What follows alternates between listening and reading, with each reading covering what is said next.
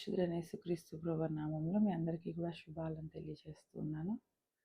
ఇది మరి ఒకసారి ఇలాగున మీ అందరి ముందుకు వచ్చి దేవుని వాక్యం గురించిన మాటలను తెలియజేయడానికి దేవుడిచ్చిన అవకాశాన్ని బట్టి దేవునికి ఎన్నో వందనాలు తెలియజేస్తున్నాను. ఈ సమయంలో నేటి దిన వాక్యాన్ని ధ్యానం చేసుకుందాము. వాక్య ధ్యానానికంటే ముందు ప్రార్థనలో మనందరం కూడా ఏకీభవించే వారమై ఉందాం. మహాపరిశుద్ధుడైన మా ప్రియ పరలోకపు తండ్రి, గొప్ప దేవానికి వందనాలు, స్తోత్రాలు. నాయన, ఇలాంటి దినాలలో ప్రభా 10వ రోజులోనికి నీవు మమ్మల్ని నడిపించిన స్థితికై నీకు వేవేల వందనాలు, స్తుతులు, స్తోత్రాలు చెల్లిస్తూ ఉన్నాం తండ్రి. ప్రతిదినము నీ వాక్యము ద్వారా మేము బలపరచబడడానికి మీరు చూపిస్తున్న మీ కృపకై స్తోత్రములు. నాయన, ఉదయకాల సమయంలో నాయన నీ సన్నిధిలో లాగున నీ యొక్క వాక్కుల చేత మా రోజును ప్రారంభించడానికి మీరు ఇస్తున్న అనుకూలమైన పరిస్థితులను బట్టి వందనాలు తెలియజేస్తూ, దేవా దిన వాక్యము ద్వారా నీవే మాతో స్వయంగా మాట్లాడి మహిమ పొందుమని యేసునామం అడిగి వేడుకొనుచున్నాము తండ్రి, ఆమేన్. ఈ దిన వాక్య భాగాన్ని చదువుకుందాము. మత్తయి సువార్త 22వ అధ్యాయము 23 నుండి కొన్ని వచనాలను చదువుకుందాము. వారి మాట విని ఆశ్చర్యపడి ఆయనను విడిచి వెళ్ళిపోయిరి. పునరుత్థానము లేదని చెప్పెడి సద్దుకయ్యులు ఆ దినమున ఆయన యొద్దకు వచ్చి, బోధకుడా, ఒకరు పిల్లలు లేక చనిపోయిన యెడల అతని సహోదరుడు అతని భార్యను పెండ్లి చేసుకొని తన సహోదరికి సంతానము కలుగజేయవలెనని మోషే చెప్పెను. మాలో 7 సహోదరులుండిరి. మొదటివాడు పెండ్లి చేసుకొని చనిపోయెను. అతనికి సంతానము లేనందున అతని సహోదరుడు అతని భార్యను తీసుకొనెను. రెండోవాడును, మూడోవాడును, 7వ వాని వరకు అందరూ అలాగునే జరిగించి చనిపోయిరి. అందరి వెనుక ఈ స్త్రీయు చనిపోయెను. పునరుత్థానమందు ఈ 7గురిలో ఆమె ఎవరికి భార్యగా ఉండును? ఆమె వీరందరికీ భార్యగా ఉండెను కదా అని ఆయనను అడిగిరి. అందుకు యేసు, లేఖనములను గాని దేవుని శక్తిని గాని ఎరుగక మీరు పొడబర్చున్నారు. పునరుత్థానమందు ఎవడునూ పెండ్లి చేసుకొనరు, పెండ్లికియ్యబడరు. వారు పరలోకమందున్న దేవదూతల వలె ఉందురు. మృతుల పునరుత్థానమును గూర్చి నేను అబ్రహాము దేవుడను, ఇస్సాకు దేవుడను, యాకోబు దేవుడనై ఉన్నానని దేవుడు మీతో చెప్పిన మాట మీరు చదవలేదా? ఆయన సజీవులకే దేవుడు గాని మృతులకు దేవుడు కాడని వారితో చెప్పెను. జనులు ఇది విని ఆయన బోధకు ఆశ్చర్యపడిరి. ప్రియ విశ్వాసులారా, ఈ ఉదయకాల సమయంలో మనము చదువుకున్న ఈ వాక్య భాగంలో నుండి కొన్ని మాటలను మనం ధ్యానం చేసుకునే వారమై ఉందాము. చూడండి, దేవుని యొక్క క్రియలు మనుషులకు అర్థం కావు అనడానికి ఈ దిన వాక్యము మనకు ఒక సూచనగా కనపడుతున్నది. యేసుక్రీస్తు ప్రభుల వారి భూలోకంలో తన సువార్త కార్యం జరిగిస్తున్నన్ని రోజులు కూడా పరిసయ్యులైన వారు, సద్దుకయ్యులైన వారు, శాస్త్రులైన వారు ఆయనను ఏదో ఒక విధముగా శోధించాలి అని, ఆయనను అనేక విధాలుగా హింసించాలనే ఆలోచనలతో ముందుకు కొనసాగుతూ ఉన్నారు. మనం నిన్నటి దినాన కూడా చూచాము. వారు అడుగుచున్న ప్రతి విధమైన ప్రశ్న కూడా యేసుని శోధించేదిగా మనకు కనపడుతుంది. నేటి కాలమందు కూడా సద్దుకయ్యులైన వారు పునరుత్థానం గురించి విశ్వాసము లేని వారిగా ఉండి, యేసును శోధించాలి, ఆయన ధర్మశాస్త్రం గురించి ఏమి చెప్తారా అనే ఉద్దేశంతో ఈ దినాన ఆయనని కొన్ని ప్రశ్నలు అడిగినట్లు మనం చూస్తున్నాం. అయితే ఇక్కడ మనం చూస్తున్నప్పుడు ఇవన్నీ కూడా వ్యర్థమైన ప్రశ్నలుగా మనకు కనపడుతున్నవి. అసలు ఏదైతే మరణము, పునరుత్థానము, తర్వాత నిత్య జీవము, ఇవన్నీ కూడా దేవుని గ్రంథంలో చెప్పబడిన మాటలను ప్రక్కకు పెట్టి వాటిలో ఉన్న అనేకమైన లూప్ హోల్స్ని వారు వెతుకుతూ యేసును శోధించాలనే ఆలోచన కలిగిన వారిగా వారు ఉన్నారు. ఎప్పుడైతే యేసుక్రీస్తు ప్రభువారు భూలోకానికి వచ్చారో అప్పుడు ధర్మశాస్త్రము స్థలంలో తనను తాను నిలవబెట్టుకున్నారు. ఆయన ధర్మశాస్త్రానికి బదులుగా దానిలోని మరణశిక్షలకు, దానిలోని దేవుని యొక్క తీర్పులకు బదులుగా ఆయన నిలవబడి మన పాప భారము ఆయన మీద వేసుకొని ఆయన మరణాన్ని బట్టి మనకు ప్రాయశ్చిత్తాన్ని ఇచ్చారు. ఈ విషయాన్ని గ్రహించలేని ఈ సద్దుకయ్యులు అనబడేవారు వారి దినాన్ని ఏం చేస్తున్నారంటే, యేసును శోధించాలనే ఉద్దేశం కలిగిన వారే యేసు దగ్గరకు వచ్చి, శరీరానుసారమైన మనసు కలిగిన వారే యేసును వారు శోధించే వారిగా మనకి దినాన కనపడుతున్నారు. చూడండి ప్రియ స్నేహితులారా, ఈ దినాన మనం చూసుకున్నట్లయితే ధర్మశాస్త్రమును వారు సరి అయిన విధముగా అర్థము చేసుకోలేని స్థితిలో వారి జ్ఞానము అల్పముగా మనకు కనపడుతుంది. కనుక ఈ దినాన మనం చూసినట్లయితే వారిలో మనకు కనపడుతున్నది ఏంటంటే, ఆత్మీయ సంబంధమైన అంధత్వం మనకు కనపడుతుంది. దేవుని యొక్క కార్యాలు మరి ఏవి ప్రాముఖ్యమైనవి అనేవి పక్కకు పెట్టేశారు. ఆయన ఏం చెప్తున్నారు యేసుక్రీస్తు ప్రభువుల వారంటే, నేను మీ కొరకు వచ్చాను గనక మీ యొక్క పాప భారం నాకిచ్చి వేసి మీరు పశ్చాత్తాపపడి నా వైపు తిరిగినట్లయితే నేను మీరు శారీరకముగా మరణించినను మీకు పునరుత్థానాన్ని ఇస్తాను. ఆత్మీయమైన పునరుత్థానాన్ని మీకిచ్చి మిమ్ములను నిత్య రాజ్యానికి వారసులుగా నేను చేస్తాను. కేవలం మీరు చేయవలసింది ఏంటంటే నా వైపునకు మీరు తిరగాలి అని ఆయన చెప్పారు. ఈ మాటలను నిర్లక్ష్యం చేస్తున్న సద్దుకయ్యులు పునరుత్థానంలో ఎవరెత్తబడాలి, ఎవరెత్తబడతారు, ఇలాంటి ఒక చిక్కులు పెట్టే ప్రశ్నలన్నీ కూడా యేసయ్యను అడిగిన వారిగా మనకు కనపడుతున్నారు. అయితే ఈ దినాన మనం చూసినట్లయితే ఒక మానవుడు తాను శరీర పునరుత్థానాన్ని లేదా ఆత్మీయమైన పునరుత్థానాన్ని పొందుకోవాలి అని అంటే మనము చూచిన వారమై ఉన్నాము. సువార్తల భాగంలో అనేక మంది మరి సాక్షులుగా మనకు కనపడతారు. సువార్తలలో కానివ్వండి లేదా ఇంకా బైబిల్ గ్రంథంలో మనం అనేకులను చూడవచ్చు. దేవుడు వారికి శరీర పునరుత్థానాన్ని ఇచ్చినట్లు మనం చూస్తాం. మనం లాజరును చూసినప్పుడు తన విశ్వాసమును బట్టి తన యొక్క శరీరము కుళ్ళిపోయినను ఆయన తిరిగి లేపబడ్డాడు. అలాగే నాయీను విధవరాలు యొక్క కుమారుడు కూడా తిరిగి లేపబడిన స్థితిని మనం చూస్తాం. ఇలాగున మనం చూచినప్పుడు అనేక మందిని దేవుడు శరీర పునరుత్థానాన్ని కూడా సిద్ధపరిచాడు. కానీ నేటి కాలంలో ఆయన చెప్తున్న మాట ఏంటంటే ఆత్మీయమైన పునరుత్థానాన్ని మీకు ఇస్తాను. మనము ప్రకటన గ్రంథంలో చూస్తాము ఇది రెండవ మరణము అన్న మాట. ఎప్పుడైతే మన ఆత్మ నశించిపోయి పాతాళంలోనికి వెళ్ళిపోతుందో అదే నిజమైన మరణం. శారీరక మరణాన్ని మనము చెందినను మన ఆత్మ ఎప్పుడైతే పునరుత్థానాన్ని పొందుకుంటుందో మనము నిత్య జీవానికి వారసులం అవుతాం. ఎందుకనంటే దేవుడు ఇక్కడ చెప్తున్న మాట ఏంటంటే మీరు పరలోకమందు దేవదూతలై ఉంటారు అని అంటే దానికి అర్థము ఎలాగునైతే దేవదూతలు దేవుని యొక్క ఆత్మస్వరూపులుగా ఆయన చుట్టూ తిరుగుతూ ఆయనను స్తుతించు వారై ఉన్నారు, రేపు పునరుత్థానము చెందిన తర్వాత లేదా రెండవ రాకడ మేఘంలో మనం ఎత్తబడిన తర్వాత మనము పొందుకొనబోయే స్థితి కూడా ఏమిటి అంటే నిత్యము రేయింబవళ్ళు ఆయనను స్తుతించే స్థితి. ఆయన చుట్టూ దేవదూతల వలె తిరిగే స్థితిని మనకు దేవుడు అనుగ్రహించు వారై ఉన్నారు. కనుక మనము దేని గురించి చింతన కలిగిన వారమై ఉండాలి అని అంటే మన శారీరక జీవితం కంటే శాశ్వత రాజ్యంలో నిత్య జీవంలో గడిపే ఆ యొక్క ఆత్మీయ జీవితంను గురించిన చింతన ఆలోచన కలిగిన వారమే మనం ఉండాలి. ఇక్కడ మనం చూసినట్లయితే ఈ ఆత్మ సంబంధమైన జీవితం ఎలాగున ఉంటుంది అని అంటే అది ఎప్పుడూ కూడా వాక్యము ద్వారా జీవించేదిగా మనకు కనపడుతుంది. మనము ద్వితీయోపదేశ కాండము 8వ అధ్యాయంలో గనక చూసుకున్నట్లయితే ఆయన వాక్యం ఏం చెప్తుందంటే మనము నిత్య జీవాన్ని ఎప్పుడు పొందుకోగలుగుతాము అని అంటే కేవలము ఆయన వాక్కులను మనం స్మరించినప్పుడే. ఈ ద్వితీయోపదేశ కాండము 8వ అధ్యాయము 3వ వచనంలో మనకు కనపడుతున్న మాటను ఒకసారి మనం చదివినట్లయితే ఆహారము వలననే కాక యెహోవా సెలవిచ్చిన ప్రతి మాట వలన నరులు బ్రతుకుదురని నీకు తెలియజేయటకు ఆయన నిన్ను అణచి నీకు ఆకలి కలుగజేసి నీవే గాని నీ పితరులే గాని ఎన్నడెరగని మన్నాతో నిన్ను పోషించాడు. దేవుడు తన ప్రణాళికలో ప్రతిదీ కూడా తన ఉద్దేశాలను చూపించడానికి చేసిన కార్యంగా మనకు కనపడుతుంది. ఇక్కడ మీకు మన్నాను ఎందుకు ఇచ్చాను అని దేవుడు చెప్తున్నారంటే కేవలం ఆహారంతోనే కాదు కానీ యెహోవా యొక్క నోటి మాట వలన మనం జీవించగలము అన్న విషయాన్ని దేవుడు తెలియపరచడానికి ఆయన మన్నాను ఇచ్చాను అని చెప్తున్నారు. కనుక మనం ఈ దినాన చూసినట్లయితే ప్రియ స్నేహితులారా మనము గమనించాల్సింది ఏంటంటే ఆత్మ సంబంధమైన జీవితము వాక్యము ద్వారా జీవించేదై ఉంటుంది. We should walk through the Bible. మన ప్రతి మాట మన ప్రతి నడవడిక కూడా ఎప్పుడైతే వాక్యము ద్వారా నడిపింపబడేదై ఉంటుందో అప్పుడు మనము ఆత్మ సంబంధమైన జీవితాన్ని జీవిస్తాం.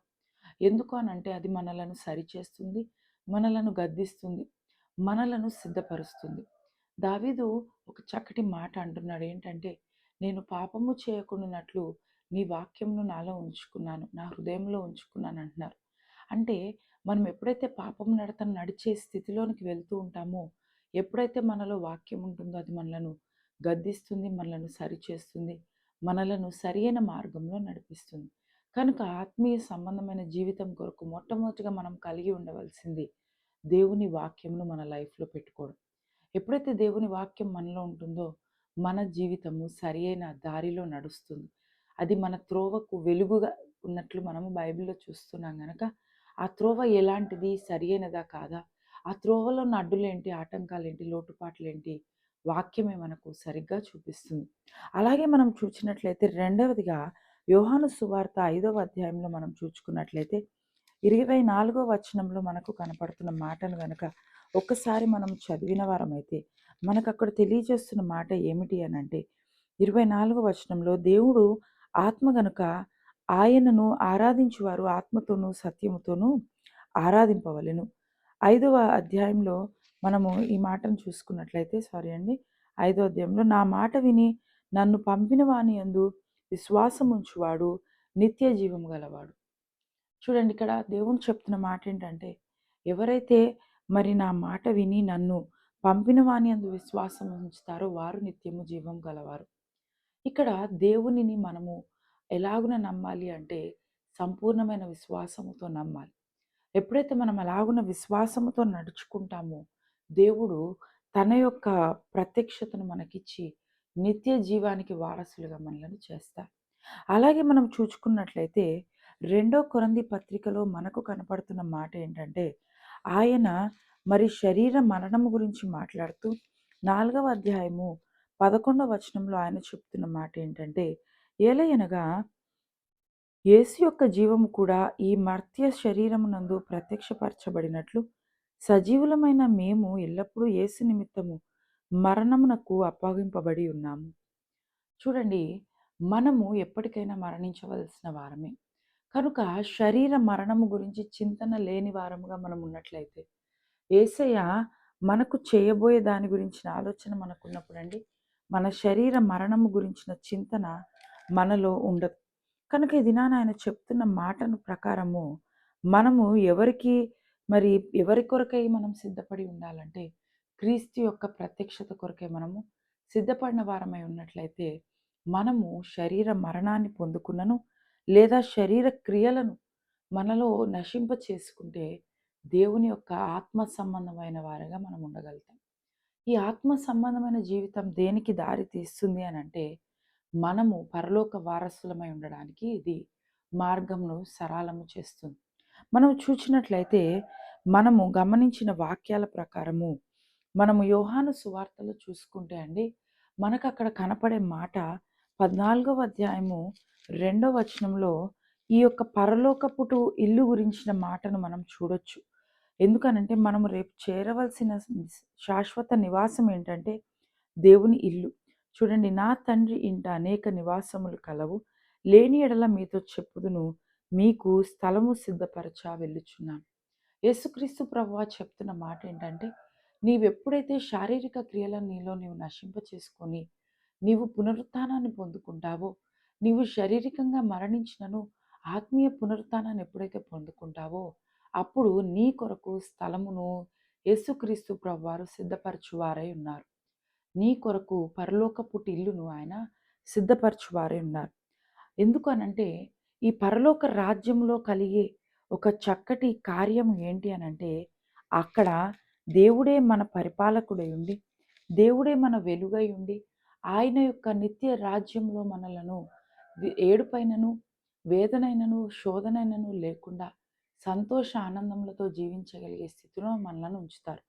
మనం చూసినట్లయితే ప్రకటన గ్రంథంలో 21వ అధ్యాయంలో 23వ వచనంలో మనకు కనపడుతున్న మాట, ఆ పట్టణంలో ప్రకాశించుటకై సూర్యుడైనను చంద్రుడైనను దానికి అక్కర్లేదు, దేవుని మహిమయే దానిలో ప్రకాశించుచున్నది.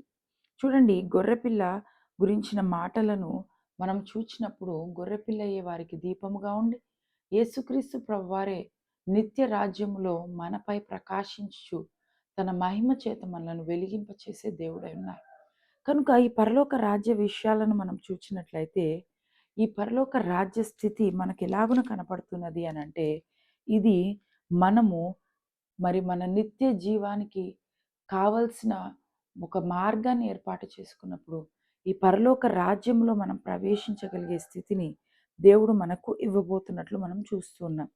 కనుక ఈ దినాన మనం గమనించాల్సింది ఏంటంటే, ఎప్పుడు కూడా మనము దేవునిని తర్కించాలి లేదా ఆయనను శోధించాలని అనుకోకూడదు. కానీ ఆత్మ సంబంధమైన తృష్ణ కలిగిన వారమై, ఆత్మ సంబంధమైన నడవడిక కలిగిన వారమై మనం ఉంటే, మనము పరలోక రాజ్యపు దేవదూతల వలె వర్ధిల్లగలుగుతాం. ఎందుకనంటే, ఈ నివాసము దేవుని చేత ఏర్పాటు చేయబడినదై ఉన్నది. మనం 2 కొరింథీ పత్రిక 5వ అధ్యాయంలో చూసుకుంటే, భూమి మీద మన గుడారమైన ఈ నివాసము శిథిలమైపోయినను, చూడండి దేవుడు ఏమంటున్నాడంటే ఇక్కడ భూమి మీద ఉండే మన నివాసము శిథిలమైపోయినను, చేతి పని కాక దేవుని చేత కట్టబడినదియు నిత్యమైనదియునైన నివాసము పరలోకమందు మనకున్నదని ఎరుగుదుము. మన లోకంలో అండి మనం ఎంత ఎంత విలువ కట్టి భవంతులు కట్టుకున్నా, ఎంత సెక్యూర్డ్‌గా, ఎంత అందంగా ఏమి నిర్మించుకున్నా, మన శాశ్వత నివాసం ఎక్కడ ఉంది అంటే, పరలోకమందు మన శాశ్వత నివాసం ఉన్నది. ఇది ఎవరి చేత కట్టబడింది అనంటే, ఆయన ఏమంటున్నారంటే, చేతి పని కాక దేవుని చేత కట్టబడినదై ఇది ఉన్నది. అది నిత్యమైన నివాసమై ఉన్నది. కనుక ఈ నిత్య నివాసంలో ప్రవేశించడానికే మనం తృష్ణ కలిగిన వారమే ఇక్కడ ఉండాలి. అయితే దీనిలోనికి ఎవరు ప్రవేశిస్తారని గనక మనం చూసినట్లయితే, ప్రకటన గ్రంథంలో చెప్పబడిన మాట ప్రకారము దేవుని యందు విధేయత కలిగిన వారే దీనిలోనికి ప్రవేశించినట్లు మనము చూస్తాం. ఎందుకనంటే 22వ అధ్యాయం 14వ వచనంలో ఆయన పలుకుతున్న మాట, జీవవృక్షమునకు హక్కుగల వారై గుమ్మముల గుండా ఆ పట్టణంలోనికి ప్రవేశించినట్లు తమ వస్త్రములను ఉదుకుకుని వారు ధన్యులు. జీవగ్రంథంలో మన పేరు ఎప్పుడైతే లిఖితమై ఉంటుందో, ఆ గుమ్మముల గుండా మనము పరలోక రాజ్యంలోనికి ప్రవేశించగలిగే హక్కు గలవారమై ఉంటాం. ఎప్పుడు అనంటే మనము మన ఆత్మీయ జీవితాన్ని దేవుని రక్తమని ఆయన రక్తములో మన వస్త్రములను ఉతుక్కుంటూ ఉంటామో, ఎప్పుడైతే దేవుని వాక్యమును మన హృదయాల్లో భద్రపరుచుకొని, ఆయన రక్తము చేత మన ప్రతి విధమైన అపవిత్రతను మనం శుద్ధీకరించుకుంటామో, అప్పుడు మనము ఈ గుమ్మంల గుండా ప్రవేశించగలమని దేవుని యొక్క వాక్యం మనకు తెలియజేస్తుంది. కనుక ఈ దినాన మనం చూసినట్లయితే, మనము గమనించిన వారమైతే యేసుక్రీస్తు ప్రభువారు పరలోక రాజ్య సంబంధమైన ఆలోచనలు కలిగిన వారే ఉన్నారు కనుక, అనునిత్యము ఆయన మరి శిష్యులనే కానివ్వండి, తన చుట్టుపక్కన ప్రజలనే కానివ్వండి, ఆయనను శోధించే వారిని కానివ్వండి, ఆయన గద్దిస్తూ ఉన్నట్లు, వారి యొక్క మాటలకు సమాధానం చెప్పుచు వారిని సరిచేస్తున్నట్లు మనం చూస్తున్నాం. ఈ మత్తయి సువార్తలో మనం చూసిన సందర్భంలో ఆయన పలుకుతున్న ఈ మాట, ఆయన ఆత్మ చేత పలికిన మాటగా మనకు కనబడుతుంది. ఎందుకంటే సద్దుకైల విశ్వాసం ఏంటంటే అండి, పునరుత్థానము లేదు అని. కానీ సద్దుకైలకు ఒక విశ్వాసం ఉంది. ఏంటి అది అంటే, వారు ధర్మశాస్త్రాన్ని తూచా తప్పకుండా పాటించేవారై ఉన్నారు. కనుక మనం చూచినప్పుడు యేసుక్రీస్తు ప్రభుల వారు వారికి సమాధానము చెప్తూ ఆయన ఒక మంచి మాటను పలికారు. ఏమిటి ఆ మాట అని మనము చూసినట్లయితే, ఈ 22వ అధ్యాయంలో మరి మనం గమనించిన వారమైతే మనకు అక్కడ కనిపించేది ఏంటంటే, ఆయన మరి అబ్రహాము యాకోబును ఇస్సాకును గురించి మాట్లాడుతూ, మృతుల పునరుత్థానమును గురించి, నేను అబ్రహాము దేవుడను, ఇస్సాకు దేవుడను, యాకోబు దేవుడనై ఉన్నానని దేవుడు మీతో చెప్పిన మాట మీరు చదవలేదా? చూడండి ఇక్కడ పునరుత్థానం గురించి ఆయనను శోధించాలనుకున్న వీరికి ధర్మశాస్త్ర గ్రంథాన్ని అనుసరించి ధర్మశాస్త్రంలో పునాదిగా ఉన్న అబ్రహాము, ఇస్సాకు, యాకోబుల సందర్భాన్ని ఆయన ఎత్తి చూపిస్తున్నట్లు ఈ దినాన మనము గమనించగలుగుతాం. కనుక ఇక్కడ మనం చూసినట్లయితే ధర్మశాస్త్రం ప్రకారము నేను బోధిస్తున్నాను, ధర్మశాస్త్రం ప్రకారమే నేను నడుచుకుంటున్నానని సద్దుకాయలకు ఆయన సమాధానము చెప్పినట్లు మనం చూస్తాం. ఈ దినాన ప్రియ స్నేహితులారా, మనం గమనించవలసిన ప్రాముఖ్యమైన విషయం ఏంటంటే, మనము దేవుని యొక్క శక్తిని ఒక్కొక్కసారి తక్కువగా అంచనా వేస్తాం. Misunderstanding of God's power. ఎప్పుడైతే అలాగున అంచనా వేస్తామో దేవుని శోధించే వారమై ఉంటాం. కానీ దేవుని వాక్యం ఏం చెప్తుందంటే, నీ యొక్క నిజమైన పునరుత్థానం ఎప్పుడు జరుగుతుందంటే, నీవు టోటల్‌గా ట్రాన్స్‌ఫార్మ్ అయినప్పుడు. నిన్ను నీలో ఎప్పుడైతే తగ్గించుకొని పశ్చాత్తాపపడి దేవుని చెంత నీ పాపములను ఒప్పివేసుకుంటావో, ఇహపరమైనవేవి కూడా నీతో శాశ్వతంగా రావు. ఎలాగునైతే నీవు సంపాదించిన సొమ్మో, ధనమో, ఇల్లులో, వస్తువులో నీతో రావో, నీకున్న రిలేషన్‌షిప్స్ కూడా నీతో పరలోకానికి రావు. అవి కేవలమే ఈ భూమి వరకే సంబంధించినవి. కనుక మరి మనం చూసినట్లయితే దేవుని శోధించుట కాదు కానీ, దేవునితో సత్సంబంధాన్ని కలిగి మనం జీవించే వారమే మనం ఉండాలి. ఎందుకనంటే, దేవుని వాక్యం సెలవిస్తున్న ఒక్క మాటను మనం చూసుకొని, మన వాక్య భాగాన్ని ముగించుకుందాం. యెషయా గ్రంథంలో 64వ అధ్యాయంలో మనం చూస్తున్న ఒక శ్రేష్టమైన మాట ఏంటి అనంటే, మనము ట్రాన్స్‌ఫార్మ్ చెందాలి అని దేవుడు చెప్తున్న ఒక చక్కటి మాట మనకు కనపడుతున్నట్లు చూస్తున్నాము. 64వ అధ్యాయము మరి 4వ వచనంలో మనం గమనించిన వారమైతే ప్రియ స్నేహితులారా, దేవుడు అక్కడ చెప్తున్న మాట ఏమిటి అనంటే, తన కొరకు కనిపెట్టు వాని విషయమై నీవు తప్ప తన కార్యము సఫలము చేయు మరి ఏ దేవుణ్ణి ఎవడు ఏ కాలమున చూచి ఉండలేదు. చూడండి, ఆయన కొరకు మనము కనిపెట్టిన విషయమైతే ఆయన సఫలము చేసే దేవుడై ఉన్నారు. అటువంటి దేవుడు ఇంకెవరునూ లేరు. కనుక మనము కనిపెట్టుకొని ఉండుట ప్రాముఖ్యమైన స్థితి. ఎందుకనంటే మనమున్నదండి రాకడ దినాలలో కడవరి కాలంలో. బయట లోకంలోని పోకడలు చూస్తున్నప్పుడు మనకు అర్థమవుతుంది ఏంటంటే, దేవుని రాకడ బహు సమీపముగా ఉన్నదని. ఈ రాకడ సామీప్య సమయంలో మనము కలిగి ఉండవలసిన ఆలోచన ఏంటి అంటే, దేవుని యొక్క నిత్య జీవానికి మనం ఎలాగున వారసులం అవ్వాలనే చింతన తప్పించి, ఇంకా దేని గురించిన ఆలోచన మనం కలిగి ఉండకూడదు. కనుక మీరు యెహోవా కొరకు కనిపెట్టాలి అన్న మాటను దేవుడి దినాన చెప్తున్నారు. ఎందుకనంటే ఆయన కొరకు కనిపెట్టినప్పుడు ఆయన మనకు తన ప్రత్యక్షతను, తన యొక్క పాప క్షమాపణను, తన యొక్క పునరుత్థాన శక్తిని మనకు ఆయన ఇవ్వగలరు. యేసయ్యట మరణములో ఆయన వేటిని గెలిచాడు అనంటే, మరణించి తిరిగి లేచిన ఆయన పాపమును, శాపమును, మరణమును, సాతానును గెలిచిన దేవుడిగా ఆయన ఉన్నట్లే, మనమును లోకములో వీటన్నిటినీ గెలవాలన్నదే యేసయ్య యొక్క ఉద్దేశమైనది. కనుక ఇది నా ప్రియ స్నేహితులారా, ఆయన వలె మనము అన్నింటినీ జయించగలిగే పునరుత్థాన శక్తి కలిగిన వారమే ఉండాలని ఈ దినాన దేవుడు మనకు తెలియజేస్తున్నారు. ఇదే క్రైస్తవులకు ఇవ్వబడే దివ్యమైన స్థితి. నేటి దిన అంశాన్ని మనం జ్ఞాపకం చేసుకుంటే, ఈ దివ్యమైన స్థితి ఏంటి? నీవు నిజంగా లోకంలోని భోగాలు కలిగి ఉండడమా? లోకంలోని అనేకమైన ఆస్తిపాస్తులు కలిగి ఉండడమా అంటే కాదు. పరలోక రాజ్యంలో నీవు ధనవంతుడివిగా, ధనవంతురాలివిగా, దేవదూత వలె నువ్వు జీవించగలిగే స్థితి, శాశ్వత కాలం ఆయనను స్తుతిస్తూ, ఆయనను ఆరాధిస్తూ జీవించగలిగే స్థితే నిజమైన దివ్య స్థితి అయినది కనుక, దేవుని వాక్యం సెలవిచ్చిన మాటను బట్టి మనలో చాలా మందిని మరి దేవుని శోధించు వారముగా ఉంటాము. అనేక సార్లు దేవుడు మనకు కార్యాలు జరిగించినప్పుడు ఆయనను అనేకమైన విధాలుగా మనము శోధించే వారంగా ఉంటాం. కానీ ఇది నా వాక్యం దేవుని వాక్యం తెలియజేస్తున్న మాట ఏంటంటే, దేవుడు మనకు సమస్తాన్ని సిద్ధపరిచి చేసే దేవుడై ఉన్నారు కనుక ఆయన వాక్యాన్ని బట్టి మనము నడుచుకోవాలి. నిత్య జీవానికి వారసులుగా ఉండి పరలోక రాజ్యానికి ప్రవేశించడానికి సిద్ధపాటు కలిగిన వారమై ఉండాలి గాని, ఆయనను శోధించు వారముగా మనము ఉండకూడదని దేవుని వాక్యము తెలియజేస్తున్న ఈ మాటను ఈ దినాన మనం జ్ఞాపకం ఉంచుకొని, అటు దివ్యమైన స్థితిని నాకు దయచే దేవా, నిన్ను శోధించు బిడ్డగా కాక, నిన్ను ఆరాధించు బిడ్డగా, నిన్ను ప్రేమించు బిడ్డగా, నిన్ను నేను ఫాలో చేసే బిడ్డగా నేను సిద్ధపడగలిగే స్థితిని మీరే నాకు దయచేయండి దేవుని మనం ఈ దినాన ప్రార్థన చేసుకుని వారమే ఉందాం. ప్రార్థనలో నాతో పాటు ఏకీభవించండి. మహాపరిశుద్ధుడైన మా ప్రియ పరలోకపు తండ్రి, నీకు వందనాలు, స్తోత్రాలు. ఈ ఉదయకాల సమయంలో నీ బిడ్డలైన వారి యొక్క నాయన హృదయాలను నీ వాక్కుల చేత నీవు నాయన తట్టుచున్నందుకు మీకు వందనాలు. ఉదయకాలమందు మేము విన్న వాక్యాన్ని బట్టి నీకు వందనాలు తండ్రి. దివ్యమైన స్థితి కలిగిన బిడ్డలముగా మేము ఉండడానికి మా జీవితంలో కట్టుమని అడుగుచున్నాము.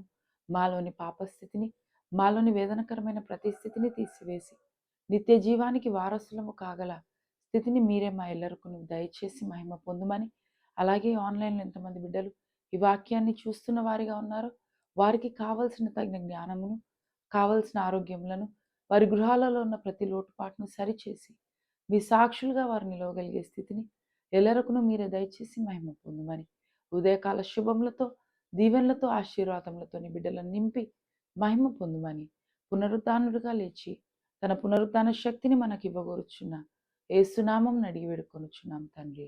ఆమేన్. పరలోకమందున మా తండ్రి, నీ నామం పరిశుద్ధపరచబడునుగాక, నీ రాజ్యం వచ్చునుగాక, నీ చిత్తము పరలోకమందు నెరవేర్చినట్లు భూమి అందు నెరవేరునుగాక. మన దినాహారం నేడు మాకు దయచేయం. మేడల అపరాధం చేసిన వారిని క్షమించిన ప్రకారం మా అపరాధములను క్షమించుము. మమ్మల్ని శోధనలోనికి తేక దుష్టుని తప్పించుము. రాజ్యము, శక్తి, మహిమ నిరంతరం నీవెన్నావు తండ్రి. ఆమేన్. ప్రభు యేసు రక్తమునకు జయము, అపవాదికి లయము. ప్రభు యేసు రక్తమునకు జయము, అపవాదికి లయము. ప్రభు యేసు రక్తమునకు సంపూర్ణ విజయం, అపవాదికి అనంతకాల నాశనం. హల్లెలూయా, హల్లెలూయా, హల్లెలూయా. స్తోత్రం, స్తోత్రం, స్తోత్రం. ఆమేన్, ఆమేన్, ఆమేన్. మన పరమ తండ్రి అయిన దేవుని ప్రేమ, కుమారుడైన క్రీస్తు ప్రభుల వారి కృప, పరిశుద్ధాత్మ దేవుని అన్యోన్య సహవాసం మనకు సమస్త విషయములలో తోడై ఉండి ఈ ఉదయకాల ప్రార్థనలను బట్టి మన రోజంతటిని ఆశీర్వాదకరముగా చేసి ఆ ప్రభువు మన కార్యములను సఫలపరిచి మన అందరిని బట్టి తానే మహిమ పొందునుగాక. ఆమేన్. అందరికీ వందనాలండి. Praise lord. మన్నత దేవుని వాక్యాన్ని విన్న మీరు దేవుని యొక్క కార్యాలను మీ జీవితాల్లో చూస్తున్నారని మేము నమ్ముతున్నాం. అట్టి దీవెనకరమైన మాటలను మాకు కూడా తెలియచేయండి. మీ అవసరతలు, ప్రార్థన అవసరతలు ఏమున్నా కూడా మాకు తెలియజేసి దేవుని చేత మరి అనేకమైన మేలులు పొందడానికై మేము కూడా మీ కొరకు ప్రార్థించే వారంగా ఉన్నాం కనుక ఇట్టి అవకాశాన్ని సద్వినియోగం చేసుకోవాలని దేవుని నామంలో మీ అందరికీ తెలియజేస్తూ నా మాటలు ముగిస్తున్నాను. మరి ఒకసారి అందరికీ వందనాలు. మరణాత.